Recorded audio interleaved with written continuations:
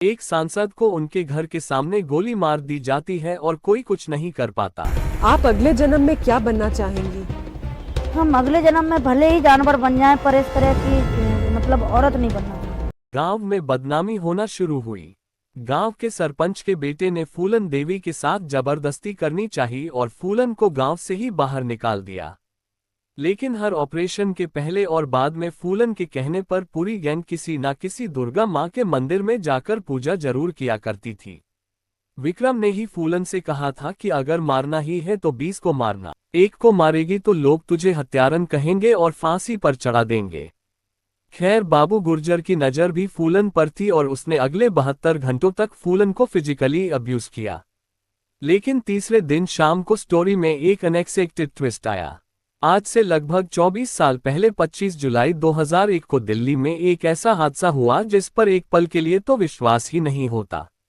उस दिन दहाड़े इंडियन पार्लियामेंट से सिर्फ 10 मिनट की दूरी पर एक सांसद को उनके घर के सामने गोली मार दी जाती है और कोई कुछ नहीं कर पाता। चंबल की जानी मानी डकैत फूलन देवी की हत्या के दिन एग्जैक्टली क्या हुआ था, ये समझने के लिए आपको सबसे पहले लोकेशनेशंस को अच्छे से समझना पड़ेगा। देखो ये है ओल्ड पार्लियामेंट बिल्डिंग। इस बिल्डिंग के ठीक सामने है ये संसद चौक और संसद चौक से आगे चलते हैं तो यहाँ पड़ती है ये पटेल चौक। पटेल चौक से लेफ्ट लेंगे तो यहाँ पर है ये अशोका रोड और इसी अशोका रोड पर 44 नंबर मकान ही था फूलन देवी का। अब वापस पार्लियामेंट बिल्डिंग पर आ जाओ। आज दिन है 25 जुलाई 2001 का और पार्लियामेंट में लंच ब्रेक हो चुका था। 1:20 पर यह गाड़ी जो पार्लियामेंट से बाहर निकल रही है, इसमें बैठे हुए हैं 4 लोग। पीछे वाली सीट पर बैठी हुई है फूलन देवी और उनका personal security guard Balwinder Singh. आगे वाली सीट पर मौजूद है रघुराज सिंह शाक्या और उनका ड्राइवर जो इस वक्त फूलन देवी को उनके घर तक लिफ्ट दे रहे हैं। गाड़ी आगे बढ़ते हुए पटेल चौक पहुंचती है, फिर वहां से अशोका रोड जाती है और 44 अशोका रोड के सामने यानी कि फूलन देवी के इस घर के सामने फूलन देवी और उनके पर्सनल सिक्योरिटी गार्ड को ड्रॉप करके सांसद RS शाक्या और उनके ड्राइवर चले जाते हैं। जब फूलन देवी को उनके घर के सामने ड्रॉप किया गया, उसी वक्त यहां दूसरी तरफ एक ग्रीन मारुति 800 खड़ी थी जिसमें मंकी कैप लगाए 3 शूटर्स मौजूद थे। फूलन देवी और उनका पर्सनल सिक्योरिटी गार्ड जैसे ही अपने घर के अंदर जाने लगे वैसे ही इन तीनों शूटर्स ने फूलन देवी का पीछा किया और पास जाकर फायरिंग शुरू कर दी। सिक्योरिटी गार्ड बलविंदर सिंह को पेट में एक गोली लगी और वह यहीं पर गिर गए। इस फायरिंग के दौरान फूलन देवी को टोटल 5 गोलियां मारी गई जिसमें से एक गोली पॉइंट ब्लैंक रेंज से सीधा उनके माथे के बीचों बीच मारी गई। गोलियों की आवाज सुनते ही फूलन देवी के पति उमेद सिंह बाहर आए। उन्होंने देखा कि खून से लथपथ फूलन देवी और बॉडीगार्ड जमीन पर गिरे हुए हैं और मंकी कैप पहने हुए तीनों शूटर्स अपनी ग्रीन मारुति 800 में बैठकर शूटिंग साइट से भाग रहे हैं। उमेद सिंह ने तुरंत एम्बुलेंस को कॉल किया और काफी देर इंतजार भी किया लेकिन एम्बुलेंस आई ही नहीं। इसलिए फिर उमेद सिंह ने फूलन देवी और बलविंदर सिंह को अपनी पर्सनल कार में बिठाया और श्री राम मनोहर लोहिया हॉस्पिटल में लेकर चले गए। ड्रोन शॉट की मदद से समझो कि यह है ओल्ड पार्लियामेंट बिल्डिंग, ये है पटेल चौक, ये है फूलन देवी का घर और शूटिंग साइट और ये रहा राम मनोहर लोहिया हॉस्पिटल। यहां देख के आपको साफ साफ पता चल रहा है कि राम मनोहर लोहिया हॉस्पिटल ज्यादा दूर है ही नहीं। बट स्टिल जब फूलन देवी को हॉस्पिटल ले जाया गया तब डॉक्टर्स ने उन्हें ब्रॉड डेड डिक्लेयर कर दिया और कुछ इस तरीके से बैंडेड क्वीन या यूं कह लो कि चंबल की जानी मानी डकैत ने अपनी देह का त्याग किया। आज की इस 3D एनिमेटेड वीडियो में हम स्टेप बाय स्टेप समझेंगे कि फूलन देवी से आखिर किस बात का बदला लिया जा रहा था जो उन्हें उनके घर के सामने ही 5 गोलियां मार दी गईं। मंकी कैप लगाए हुए ये तीनों शूटर्स कौन थे, इन्हें किसने भेजा था और इस पूरे फूलन देवी हत्याकांड की एग्जैक्ट प्लानिंग कैसे की गई थी। लेकिन हर बार की तरह शुरू से शुरू करते हैं। बात 1963 की है। उत्तर प्रदेश के जालौन के एक छोटे से गांव गोरहा का पुरवा में जन्म होता है फूलन देवी का। फूलन देवी मल्ला कम्युनिटी की थी जिसे उस जमाने में लोअर कास्ट माना जाता था। बहुत छोटी सी उम्र में ही फूलन अपने हक के लिए लोगों से भिड़ जाती थी। अब क्योंकि फूलन कोई बहुत अमीर परिवार में पैदा नहीं हुई थी तो फूलन के चाचा ने उनकी जमीन हड़पनी चाहिए तो सिर्फ 10 साल की फूलन अकेले ही उनके अगेंस्ट खड़ी हो गई। हुआ कुछ ऐसा कि एक दिन फूलन की मां ने उसे बताया कि उसका चाचा और उनका बेटा मयादीन ने फर्जी कागज बनवाकर उनकी जमीन छीन ली है। तो फूलन सीधा उस खेत में जाकर बैठ गई और हटने से मना कर दिया। मयादीन जो उस वक्त 20 साल के आसपास का था वो फूलन को भगाने आया, लेकिन फूलन वहां से उठने का नाम ही नहीं ले रही थी। गुस्से में आकर मयान ने फूलन के सिर पर ईंट मार दी। घर वालों को लगा कि कहीं फूलन कोई और लड़ाई ना कर ले, इसलिए उन्होंने सिर्फ 11 साल की उम्र में ही फूलन की शादी करवा दी।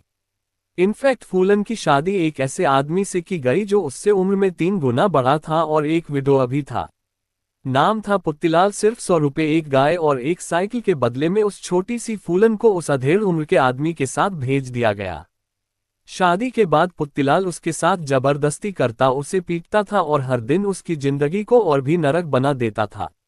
ये सब सहना फूलन के बस के बाहर होता जा रहा था।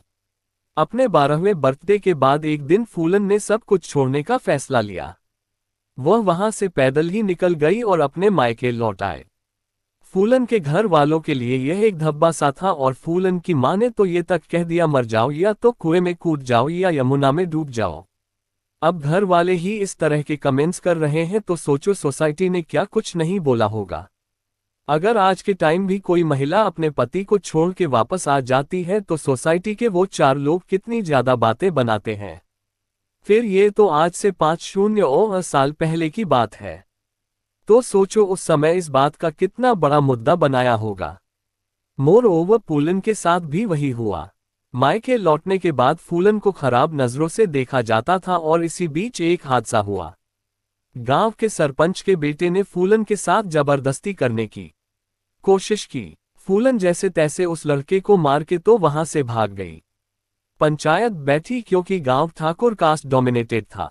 सरपंच का बेटा भी ठाकुर ही था और फूलन एक लोअर कास्ट महिला थी, तो उन लोगों ने फूलन को कैरेक्टरलेस डिक्लेयर कर दिया और साथ ही उसे गांव से भी निकाल दिया।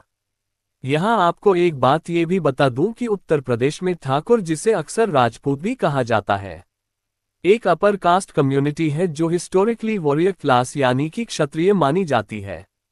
ये लोग पहले से ही जमीन के बड़े मालिक रहे हैं और रूरल एरियाज में इनका काफी इन्फ्लुएंस रहा है। ठाकुर नाम असल में एक फ्यूडल टाइटल था जिसे लोग इज्जत और पावर के रूप में यूज करते थे। आज भी यूपी के कई गांव कस्बों में ठाकुर फैमिलीज के पास जमीन, पैसा और लोकल पावर होती है। एनीवेज गांव से निकल के फूलन अपने कजिन कैलाश के घर चली गई जो यमुना नदी के पास टोगा गांव में रहता था। कैलाश, जिसके घर फूलन रुकी थी, दिखने में तो एक आम आदमी ही था, लेकिन असल में वह डकैतों के लिए छोटे मोटे काम किया करता था, जैसे खबर देना, सामान पहुंचाना। इसी कनेक्शन के थ्रू फूलन की पहली मुलाकात डकैतों से हुई थी। कैलाश पहले से ही शादीशुदा था और उसके बच्चे भी थे, लेकिन कुछ सोर्सेस में मेंशन्ड है कि फूलन और कैलाश ने शादी भी कर ली थी, पर यह शादी ज्यादा दिन तक चल नहीं पाई। फूलन अपने कजिन की जमीन पर घास काटती थी और भैंसों को चलाने ले जाती थी, पर धीरे धीरे गांव में उसकी इमेज बदलने लगी। लोग उसके बारे में अफवाहें उड़ाने लगे। उसे एक बदनाम औरत के रूप में देखा जाने लगा जो अकेली यमुना में नहाती थी, वह भी बिना कपड़ों के। फिर एक दिन फूलन ने अपने कजिन कैलाश के घर से भी निकल जाने का फैसला किया। फूलन वापस अपने खुद के घर गोरहा का पोरवा में आ गई, पर उनकी बदकिस्मती यहीं से शुरू हुई। साल था 1979 और फूलन की उम्र थी सिर्फ 16 साल। पुलिस ने फूलन को गिरफ्तार कर लिया, यह इल्जाम लगाकर कि उसने सरपंच के घर चोरी की है और वो डकैतों के साथ मिली हुई है।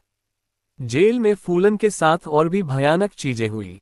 पुलिस वालों ने कई दिनों तक फूलन को फिजिकली अब्यूज किया और अब फूलन की लाइफ का एक नया चैप्टर शुरू होने वाला है। और उससे पहले मैं अगर आपको एक छोटा सा फ्लैशबैक दूं तो फूलन की शादी 11 साल की उम्र में ही हो गई थी। पति मारता था, प्लस उसने मल्टीपल टाइम्स फिजिकल अब्यूज भी किया, इसलिए वो अपने पति के घर को छोड़कर वापस मायके आ गई थी। गांव में बदनामी होना शुरू हुई। गांव के सरपंच के बेटे ने फूलन देवी के साथ जबरदस्ती करनी चाहिए और फूलन को गांव से ही बाहर निकाल दिया। वो अपने एक कजन कैलाश के घर जाकर रहने लग गई। उससे भी शादी की, लेकिन फिर वापस अपने घर आ गई। पुलिस ने झूठे इल्जाम में उसको अरेस्ट कर लिया और मल्टीपल टाइम्स फिजिकल अब्यूज भी किया। इतनी कम उम्र में ही फूलन देवी काफी कुछ सहन कर चुकी थी। एक रात जब फूलन अपने गांव गुरहा का कपूरवा में सो रही थी तब अचानक एक डकैत की गैंग ने गांव पर अटैक कर दिया। ध्यान से एक बार इस गैंग को देखो। ये जो बंदा यहां आपको दिखाई दे रहा है, ये है इनका लीडर बाबू गुर्जर, और यह जो बाबू गुर्जर के साइड में खड़ा है, ये है विक्रम मल्ला जो इस गैंग का सेकंड इन कमांड है। इनको थोड़ा ध्यान से देख लो, ये लोग आगे बहुत इंपॉर्टेंट रोल प्ले करने वाले हैं। अब यहाँ 3 अलग अलग केस सिनेरियोस हैं और अलग अलग मल्टीपल डिफरेंट सोर्सेस अलग अलग बात बोलते हैं कि उस रात एग्जैक्टली क्या हुआ था। लेकिन ये बात आज तक किसी को ठीक से नहीं पता और फूलन देवी ने भी इस बात पर कोई क्लेरिफिकेशन नहीं दिया है। कुछ सोर्सेस कहते हैं कि फूलन देवी को जबरदस्ती उठाकर ले जाया गया। कुछ सोर्सेज कहते हैं कि अपने छोटे भाई की जान बचाने के लिए उसने अपने आप को डाकुओं के हवाले कर दिया, और कुछ कहते हैं कि फूलन खुद अपनी पुरानी जिंदगी से थक चुकी थी और अपनी मर्जी से ही डकैतों के साथ चली गई। सच क्या था, यह आज भी एक राज ही है। एक बात और जो आपको यहाँ पता होनी चाहिए वो ये कि बाबू गुर्जर की गैंग भी 2 अलग अलग कास्टों से मिलकर बनी हुई थी। एक तरफ थे ठाकुर जो अपर कास्ट के थे और दूसरी तरफ थे मल्ला जो लोअर कास्ट के थे। खुद बाबू गुर्जर भी एक ठाकुर था। मैं ये सारी बातें आपको इसलिए बता रहा हूँ क्योंकि ये अलग अलग जातियां ही आगे चल के इस पूरी कहानी में एक टर्निंग पॉइंट बनने वाली हैं। खैर, बाबू गुर्जर की नज़र भी फूलन पर थी और उसने अगले 72 घंटों तक फूलन को फिजिकली अब्यूज किया। लेकिन तीसरे दिन शाम को स्टोरी में एक अनएक्सपेक्टेड ट्विस्ट आया। विक्रम मल्ला, हाँ वही जो इस गैंग का सेकंड इन कमांड था, वो फूलन को पहले से ही पसंद करता था। जब उसने देखा कि फूलन के साथ इतनी भयानक चीजें हो रही हैं तो उससे और बर्दाश्त नहीं हुआ। उसने बाबू गुर्जर को वहीं पर गोली मार दी। बाबू गुर्जर के मर्डर की खबर पूरे आसपास के गांव कस्बों में आग की तरह तेजी से फैल गई। साथ ही यह भी सबको पता चल गया कि विक्रम मल्ला जो फूलन की ही जाति का था, उसने अपने अपर कास्ट लीडर को मार दिया है, और न सिर्फ यह, वो इस पूरी गैंग का लीडर भी बन चुका है। ये बात सिर्फ एक पावर शिफ्ट नहीं थी बल्कि एक सिंबल बन गई थी अपर कास्ट के खिलाफ खुली बगावत का। फूलन अब विक्रम मल्ला के साथ रहने लगी थी। आखिर मल्ला ने ही तो बाबू गुर्जर से उसकी जान बचाई थी। धीरे धीरे फूलन को विक्रम से प्यार भी हो गया और दोनों का रिश्ता चंबल के गांव कस्बों में मशहूर हो गया। इनफैक्ट फूलन ने तो एक रबर स्टैंप भी बनवा लिया था जिसमें लिखा था 10 सुंदरी 10 सम्राट विक्रम की प्रेमिका, यानी कि डाकू सुंदरी डाकू सम्राट विक्रम की प्रेमिका। विक्रम ने फूलन को सब कुछ सिखाया, बंदूक चलाना, जिंदा रहने के तरीके और जंगल के सारे रूल्स। उसने फूलन देवी के लंबे बाल कटवा दिए और उसके लिए एक ट्रांजिस्टर रेडियो और एक कैसेट रिकॉर्डर भी खरीदा क्योंकि फूलन को गाने सुनने का बहुत शौक था। विक्रम ने ही उसे पहली बार बंदूक दी और फूलन कुछ ही दिनों में जबरदस्त शूटर भी बन गई। विक्रम ने ही फूलन से कहा था कि अगर मारना ही है तो 20 को मारना। एक को मारेगी तो लोग तुझे हत्यारन कहेंगे और फांसी पर चढ़ा देंगे, लेकिन अगर 20 को मारेगी तो नाम होगा और कहानी बनेगी। ये पूरी बात फूलन के दिमाग में प्रिंट हो गई। आपको आगे पता चलेगा कैसे। एनीवेज, अगले 1 साल तक विक्रम और फूलन ने अपनी गैंग को लेकर चंबल नदी के इन बीहड़ों में डाका डालना शुरू किया। विक्रम और फूलन की गैंग ज्यादातर अपर कास्ट के अमीर लोगों को लूटती थी और वह पैसा गरीबों में बांट दिया जाता था। धीरे धीरे लोग उन्हें रॉबिनहुड से कंपेयर करने लगे। इसके अलावा गाड़ियों को रोककर डाका डालते, अपर कास्ट गांव और हवेलियां उजाड़ देते, कभी कभी लोगों का कत्ल या किडनैपिंग भी करते। लेकिन हर ऑपरेशन के पहले और बाद में फूलन के कहने पर पूरी गैंग किसी न किसी दुर्गा मां के मंदिर में जाकर पूजा जरूर किया करती थी। फिर एक दिन फूलन सीधा पुत्तीलाल के गांव पहुंचती है। वही आदमी जिससे बचपन में फूलन देवी की शादी करवा दी गई थी और जो उसके साथ जबरदस्ती किया करता था। वहां जाकर फूलन ने उसे पूरे गांव के सामने खूब मारा और जाते वक्त वहां एक नोट भी छोड़ा जिसमें लिखा था, अगर किसी ने किसी बच्ची से शादी करने की हिम्मत की तो फूलन उसे छोड़ेगी नहीं, उसे मार दिया जाएगा। ये सिर्फ धमकी नहीं थी, एक वार्निंग थी उन सब के लिए जो छोटी बच्चियों से शादी करके उनकी जिंदगी बर्बाद करते थे। यहाँ एक बात आपको और बता दूं कि इस पूरी गैंग में जो ठाकुर थे उनको ऑब्वियसली अब विक्रम से दिक्कत हो ही रही थी। आपको पता चल चुका है क्यों, और इसी बीच पुरानी गैंग मतलब कि बाबू गुर्जर की गैंग के दो पुराने डाकू श्रीराम सिंह और लाला राम सिंह जेल से बाहर आ जाते हैं। दोनों ही ठाकुर थे, यानी कि अप्पर कास्ट के थे, और दोनों ही जेल जाने से पहले बाबू गुर्जर की इसी गैंग के साथ काम किया करते थे। जेल से निकलते ही इन्हें दो बातों से प्रॉब्लम हो गई। पहली बात ये कि विक्रम मल्ला ने बाबू गुर्जर को मार दिया है और अब खुद गैंग का लीडर बन चुका है। और दूसरी जो इनके लिए और भी बड़ी बात थी वो ये कि विक्रम एक लो कास्ट का आदमी था। ये बात दोनों भाइयों को हजम ही नहीं हुई। उनके लिए कास्ट बहुत ज्यादा इंपॉर्टेंट थी, इसलिए दोनों भाइयों ने मिलकर विक्रम को खत्म करने का प्लान बनाया और विक्रम की ही गैंग के कुछ लोग उसके खिलाफ हो गए, यानी कि ठाकुर श्रीराम सिंह और लाला राम सिंह के साथ जाकर मिल गए। आज दिन है विक्रम की मौत का, 13 अगस्त 1980। सब कुछ रोज के जैसा ही था और दिल्ली की तरह विक्रम और फूलन रात को अपने कैंप में सोने के लिए चले गए। तभी यह गोली चलने की आवाज आई। उसी सेकंड विक्रम उठ के बैठ गया। पहले तो उन लोगों को लगा कि पुलिस ने उनकी गैंग को घेर लिया है। पुलिस से बचने के लिए फूलन और विक्रम अपनी राइफल्स ढूंढने लग गए, लेकिन बदकिस्मती से वह वहां थी ही नहीं, और यही वह मोमेंट था जब विक्रम को लग गया था कि यह एक ट्रैप है। अगले ही पल श्रीराम और लालाराम कैंप में घुस गए और बिना किसी वार्निंग के सीधा विक्रम पर गोली चला दी और विक्रम वहीं फूलन की गोद में ही मर के गिर गया। श्रीराम और लालाराम की सनक अभी भी पूरी नहीं हुई और उन्होंने फूलन को उठाने का ऑर्डर दे डाला। फूलन कुछ समझ पाती उससे पहले ही श्रीराम के साथ वाले डाकुओं ने फूलन के हाथ पैर बांध दिए और उसको उठा के एक बोट में डाल दिया। ये बोट सीधा जाकर रुकी इस बहमई गांव में। लोकेशन का ओवरव्यू आप ऐसे ले सकते हो कि यहाँ कहीं चंबल की किसी बीहड़ में से पूनम देवी को उठाया था और कुछ किलोमीटर दूर यहाँ बैम गांव में ले गए थे। खूब रोने लगी तो उसने डांटा कि रोती क्यों है, ये जो मैंने बताया अभी 50% है, 100% देखना चाहती है। ये देख, वहां से ब्लाउज खोला, दिखाया, छाती में गड्ढे हुए थे जो मांस नोचा था ठाकुरों और रेप करते, लिटरली ऐसे मांस नोचा। हर रात इस झोपड़ी में कुछ ठाकुर लोग आते थे और 23वें दिन पर तो श्रीराम और लाला राम ने सारी हदें पार कर दी। फूलन को जमीन पर घसीट के बाहर निकाला। आगे बढ़ने से पहले एक बार ध्यान से देख लो, भमई गांव में फूलन को इस वाली झोपड़ी में रखा हुआ है और गांव के बीचों बीच है ये कुआं। श्रीराम ने फूलन को इस कुएं से पानी लाने को बोला। पहले तो फूलन ने मना कर दिया, लेकिन उस स्थिति में उसके पास और कोई ऑप्शन भी तो नहीं था। फूलन ने मटका हाथ में लिया और आगे बढ़ी। तभी श्रीराम ने फूलन का वो ब्लैंकेट खींच लिया जिससे फूलन ने अपनी बॉडी को ढक रखा था। फूलन के शरीर पर उस समय सिर्फ वो ब्लैंकेट ही था। बहमई के आदमी फूलन को देखने के लिए इकट्ठे हो गए।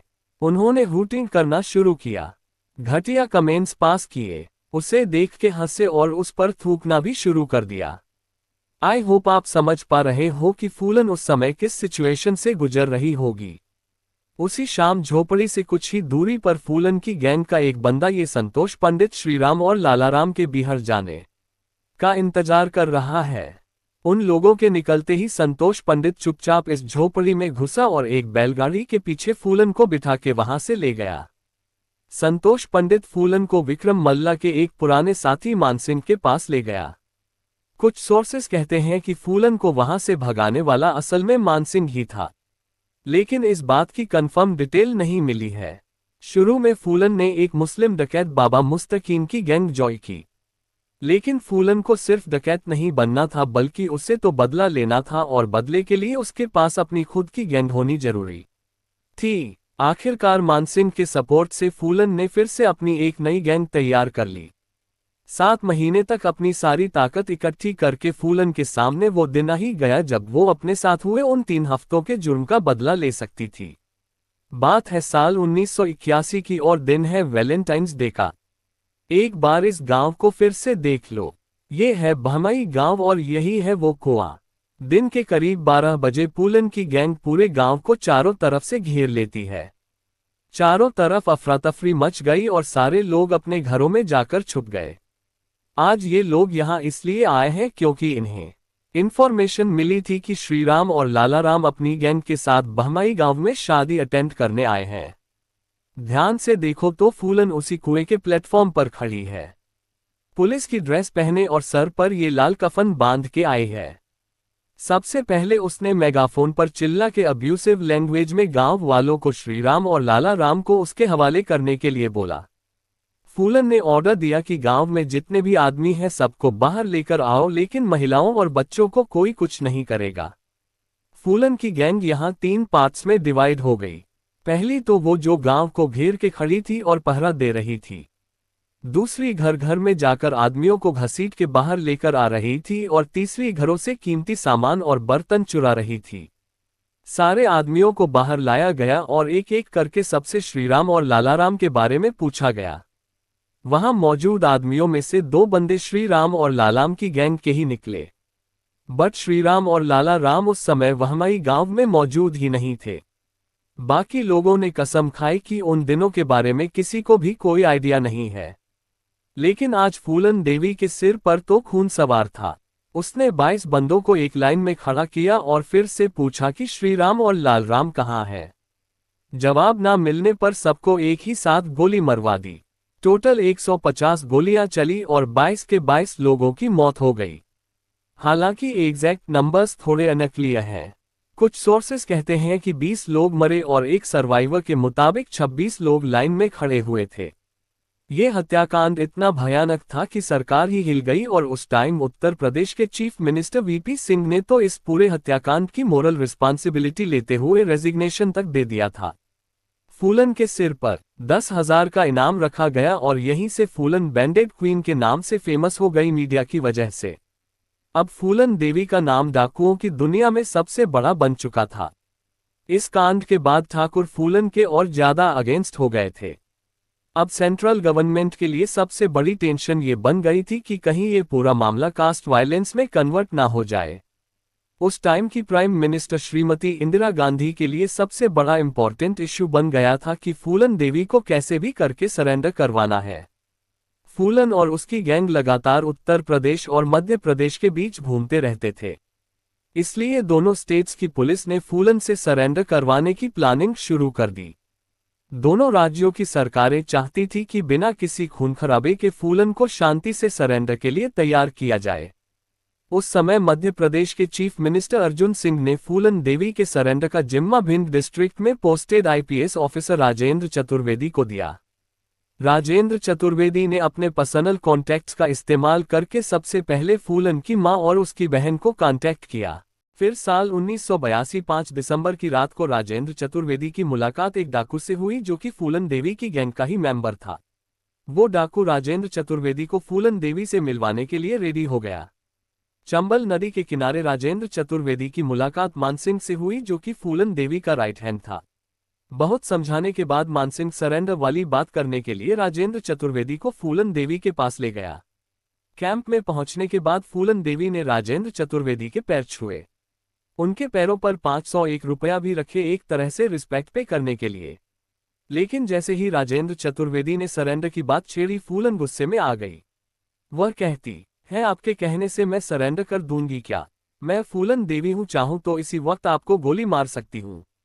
मानसिंह बीच बचाव करता है और सिचुएशन को शांत करता है। बाद में फूलन थोड़ा नॉर्मल होती है और खुद राजेंद्र चतुर्वेदी के लिए खाना तक बनाती है। फिर फूलन एक इम्पॉर्टेंट सवाल पूछती है कि क्या गारंटी है कि सरेंडर करते ही पुलिस मुझे गोली नहीं मार देगी। राजेंद्र चतुर्वेदी उसे भरोसा दिलाते हैं कि यह पूरा प्रोसेस मध्य प्रदेश के चीफ मिनिस्टर अर्जुन सिंह के अप्रूवल के साथ हो रहा है। और इस बात को प्रूफ करने के लिए वही ये तक कहते हैं कि अगर चाहो तो तुम्हारे किसी गैंग मेंबर को सीएम से मिलवा दिया जाएगा। फाइनली फूलन मान जाती है। लेकिन तभी उत्तर प्रदेश पुलिस और मध्य प्रदेश पुलिस के बीच फूलन की गिरफ्तारी को लेकर दिक्कतें शुरू हो जाती हैं। भयमयी हत्याकांड की वजह से फूलन को लग रहा था कि अगर वह उत्तर प्रदेश गई तो उनकी हत्या हो जाएगी। तो इसके लिए फूलन कुछ डिमांड्स रखती हैं। डिमांड नंबर 1, वो मध्य प्रदेश में सरेंडर करेगी। डिमांड नंबर 2, उनकी गाय और बकरी को भी उत्तर प्रदेश से मध्य प्रदेश लाया जाए। डिमांड नंबर 3, उनको एक ग्रेड जेल में रखा जाए। डिमांड नंबर 4, उनके भाई को सरकारी नौकरी दी जाए। डिमांड नंबर 5, परिवार को जमीन दी जाए। डिमांड नंबर 6, उन्हें या उनके गैंग के किसी भी मेंबर को फांसी की सजा ना दी जाए। इन डिमांड्स के चलते दोनों स्टेट्स की पुलिस के बीच टेंशन इतनी ज्यादा बढ़ गई कि आपस में गोलीबारी तक की नौबत आ गई थी। उत्तर प्रदेश पुलिस ने गुस्से में आकर मध्य प्रदेश पुलिस के 6 पुलिस वालों को गिरफ्तार तक कर लिया था और इस पूरे हंगामे के चलते सरेंडर का प्लान फेल हो गया। Everything came back to zero. अब राजेंद्र चतुर्वेदी को फिर से फूलन को सरेंडर के लिए मनाना था। वो फिर से फूलन से मिलने पहुंचते हैं, लेकिन इस बार वह अकेले नहीं गए बल्कि अपनी बीवी और अपने छोटे से बच्चे को लेकर वहां पहुंचे। फूलन की गोद में उन्होंने अपना बच्चा रख दिया। फूलन को यकीन दिलाया कि चाहे मेरा बच्चा गिरवी रख लो पर मेरी बात पर विश्वास करो। इस बार फूलन का दिल पिघल जाता है। जैसे तैसे करके फूलन ने सरेंडर के लिए एग्री कर लिया। प्लस सरकार ने फूलन की डिमांड्स तो मान ही ली थी और भेमी हत्याकांड के ऑलमोस्ट 2 साल बाद यानी कि 13 फरवरी 1983 को सरेंडर की डेट फिक्स की गई। जगह थी मध्य प्रदेश का ये भिंड जिला। फूलन तब तक इतनी फेमस हो चुकी थी कि उनके सरेंडर को देखने के लिए ही 8000 से ज्यादा लोग वहां मौजूद थे, वो भी बिना किसी सोशल मीडिया के। सोचने वाली बात है, ये जो स्टेज आपको दिख रहा है यही वो जगह है जहां अभी कुछ ही देर में फूलन देवी सरेंडर करने वाली हैं। स्टेज पर मौजूद है यह मध्य प्रदेश के chief minister Arjun Singh. Side में मां दुर्गा और महात्मा गांधी की फोटोज रखी हुई हैं। सब फूलन के आने का इंतजार कर रहे हैं। तभी एक जोरदार चांटे की आवाज आती है। ये चांटा फूलन देवी ने एक रिपोर्टर को मारा था जब उसने सरेंडर से पहले ही उनकी फोटो क्लिक कर ली थी। फूलन को पता था कि उनकी एक फोटो लाखों में बिकती है और फूलन ने अपने हिस्से के पैसे भी उस रिपोर्टर से मांगे। खैर, स्टेज पर पहुंचकर फूलन अपनी कार्ट्रिज बेल्ट उतारती हैं और सीएम अर्जुन सिंह के पैरों में रख देती हैं। एक हार सीएम के गले में डालती हैं और दूसरा मां दुर्गा की तस्वीर पर चढ़ाती हैं। फूलन पर टोटल 22 हत्या, 23 डकैती और 18 अपहरण के केसेस चले।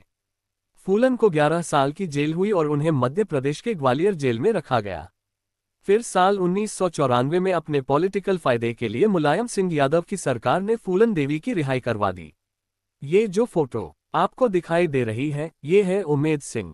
इनसे साल 1995 में फूलन देवी ने शादी कर ली और बुद्धिज्म धर्म भी अपना लिया। फिर साल 1996 में मिर्जापुर सीट से फूलन देवी सांसद बनी और 1999 में एक बार फिर से रीइलेक्ट हुई। फिर आगे की कहानी तो आपको पता ही है। 25 जुलाई 2001 को फूलन देवी का पार्लियामेंट से अपने घर जाना। ग्रीन कलर की मारुति 800 में शूटर्स का फूलन देवी के घर के ही बाहर वेट करना और जैसे ही फूलन देवी अपने घर के गेट पर पहुंची, तीनों ने उन पर गोलियां चला दी। शूटर्स ने तुरंत फायरिंग के बाद अपनी मारुति 800 में बैठकर यह अशोका रोड क्रॉस किया और इस पंडित पंत मार्ग पर आ गए। वहां उन्होंने गाड़ी छोड़ दी। उस गाड़ी में उन्होंने अपनी मन की कैप्स और 2 बंदूकें भी छोड़ दी। फिर उन्होंने गन पॉइंट पर एक ऑटो रोका, उसमें बैठे और वहां से फरार हो गए। पुलिस ने कुछ ही देर बाद वो मारुति 800 गाड़ी तो बरामद कर ली। उसमें 2.32 कैलिबर की रिवॉल्वर्स और मन की कैप्स मिली। लेकिन सबसे बड़ा सवाल ये था कि यह सब किसने किया और उससे भी बड़ा सवाल ये था कि क्यों किया। पुलिस इन्वेस्टिगेशन में लगी ही थी कि 27 जुलाई को एक आदमी पंकज उर्फ शेर सिंह राणा मीडिया के सामने आया और उसने फूलन देवी की हत्या की जिम्मेदारी ली और खुद ही सरेंडर कर दिया। 100 बात की एक बात यह है कि 1981 में फूलन देवी ने भेमी गांव में जो 22 ठाकुरों को एक लाइन में खड़ा करके गोली मारी थी उसका बदला लेने के लिए शेर सिंह राणा ने इस फूलन देवी हत्याकांड को अंजाम दिया था।